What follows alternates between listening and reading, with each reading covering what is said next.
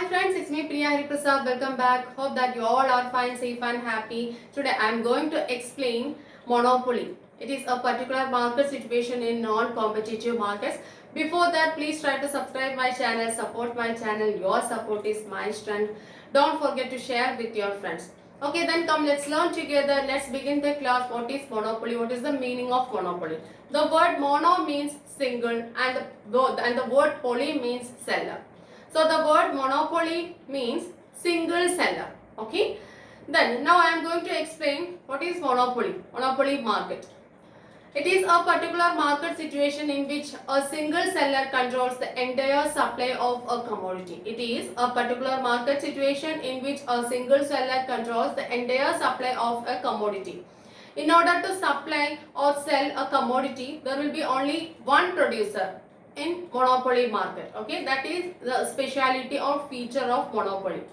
We can say in the Indian Railway, it is a good example for monopoly market. Indian Railway. Okay. Okay then, so monopoly is a particular market situation in which only a single seller controls the entire supply of a commodity. Now we can learn the features of monopoly.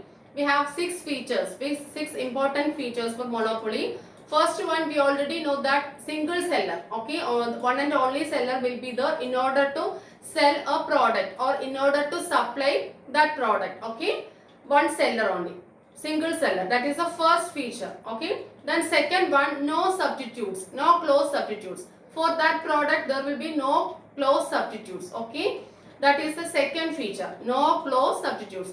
Then third one, barriers to entry, barriers to entry. There is no freedom of entry and exit in the market, okay. There are restrictions in the market, restrictions to for what, for enter and exit, okay.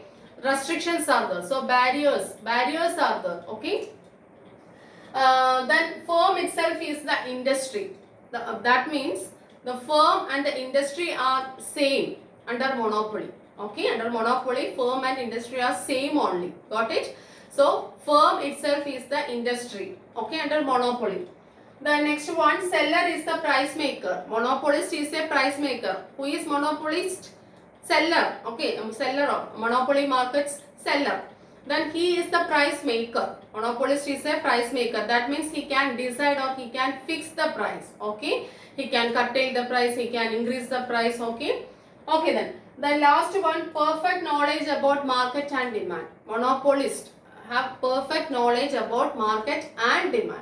Okay, so five important features are there for monopoly. First one, single seller. Then second one, no close substitutes. Third one, barriers to entry. Then fourth one, firm and industry are same. Firm itself is the industry. Okay, there is no difference between the firm and industry under monopoly. Feel the difference. Got it? Then seller is the price maker. So monopolist is a price maker. Seller is the price maker or monopolist is a price maker. He can decide or he can fix the price. He can curtail or he can reduce anything. He can increase the price. Okay. Got it? Then perfect knowledge about market and demand. Okay. Monopolists have perfect knowledge about market and demand. Got it? So these are the important six features of monopoly. Now we can learn see the demand curve of monopolist. Okay, then it is a downward sloping demand curve only because of the relationship between price and demand.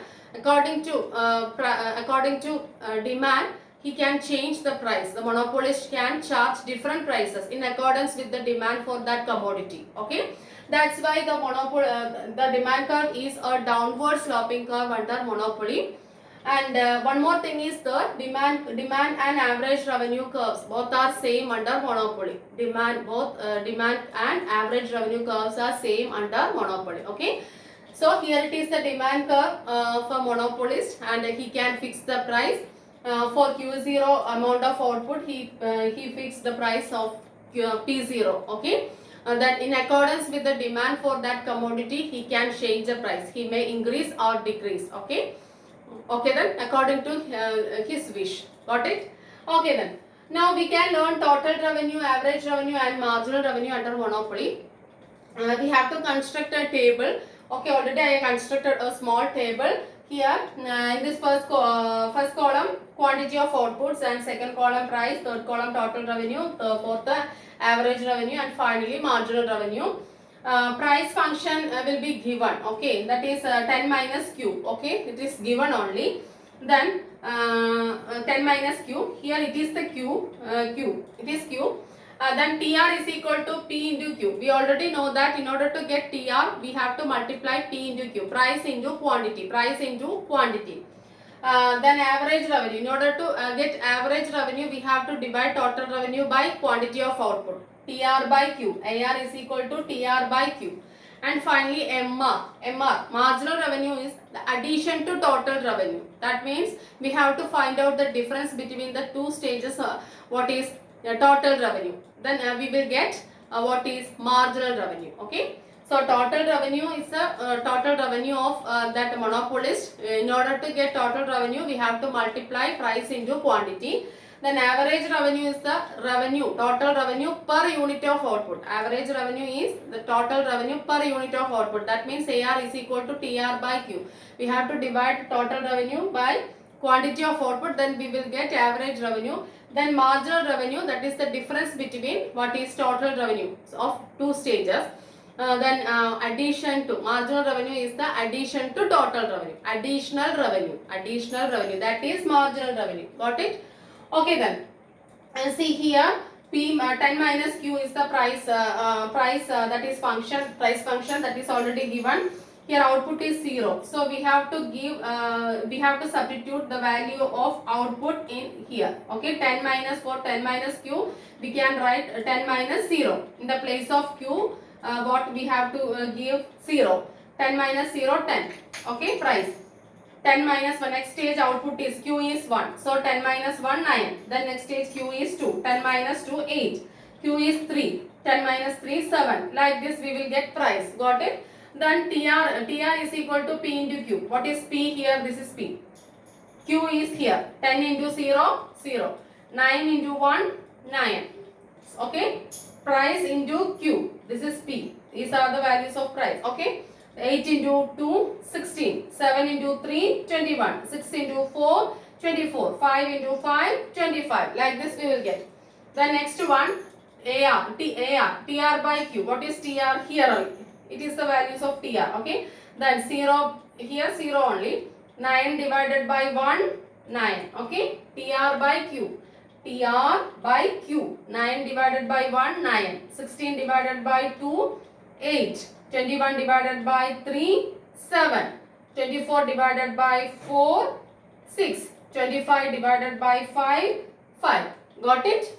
Okay. Then marginal revenue. In order to find out marginal revenue, we have to find out the difference, okay, of total revenue. 9 minus 0, 9. First stage 0 only. Then 9 minus 0, 9. 16 minus 9, 7. 21 minus 16, 5. 24 minus 21, 3. 25 minus 24, 3. Okay. If total revenue is next stage again 25, total revenue is constant, marginal revenue will become 0. 25 minus 25, 0. Then total revenue is 24, marginal revenue, if total revenue is start declining, marginal revenue will become negative. 24 minus 1, 25 minus 1 we will get. Okay. See in this diagram, the relationship between AR, MR and TR. Okay, are here. In this diagram, x-axis represents quantity of output and y-axis represents AR, TR, AR and MR. Total revenue, average revenue and marginal revenue. Here it is, there are three curves we have to explain. TR is the total revenue curve, AR is the average revenue curve and MR is the marginal revenue curve. TR curve is increasing but at a diminishing rate. TR is increasing but a slow growth only. Okay, slow growth only in TR. Then AR and MR both are decreasing only. See, we can see AR and MR are decreasing only. Okay, as more and more units of output sold, AR and MR will be decreasing only, will decrease only. Okay, got it. See, in this stage, if total revenue is maximum or constant, maximum and constant. If total revenue is constant, marginal revenue, because 25 minus 25 we will get 0. Our marginal revenue will become 0. Okay, here total revenue is maximum, marginal revenue is 0. When total revenue starts declining, here total revenue is 24, marginal revenue will become negative. 24 minus 25 minus value we will get. So marginal revenue will become negative. When total revenue starts declining, marginal revenue will become negative. Okay. So total revenue curve is decreasing curve only, slow growth only in total revenue. Average and marginal revenue curves are decreasing. Okay, as more and more units of output sold, average and marginal revenue will decrease only. And when total revenue is maximum, marginal revenue will become zero. When total revenue starts declining, marginal revenue will become negative and average revenue will also decrease. Got it? Okay. Now we have a function Q is equal to 8 minus P. Okay, so we have to find out P. P is equal to 8 minus Q. P is equal to 8, this Q minus Q. Okay, then we got price function. So we have to find out total revenue function and average revenue function. How we can find out? We got the P. Okay, so total revenue is equal to P into Q. Total revenue P into Q. We already know that. So in this place of P, we have to substitute this value. Okay, P is equal to 8 minus Q. So 8 minus Q into Q. Then 8 into Q minus Q into Q square. So we got total revenue function as what is 8Q minus Q square. Okay, we just substituted the value of P, this value into this here. That is in order to find out TR. So we got TR is equal to 8Q minus Q square. Got it? Okay. Then now we have to find out AR function. AR is equal to TR by Q. We already know that AR is equal to TR by Q. Then here it is the value of TR. TR by Q. Okay. Then this Q will cancel. Then again one Q will be cancelled. Okay. Then we will get what is 8 minus Q for what AR. So AR is equal to 8 minus Q. Here demand function, price is equal to demand function only. So AR and demand function both are equal. What is? We have proven that. Okay. Okay, then once again I'll explain. Q is equal to 8 minus C. From that we can find out P. P is equal to 8 minus Q. Then that is equal to demand function only. That is same only. Then TR. TR is equal to P into Q.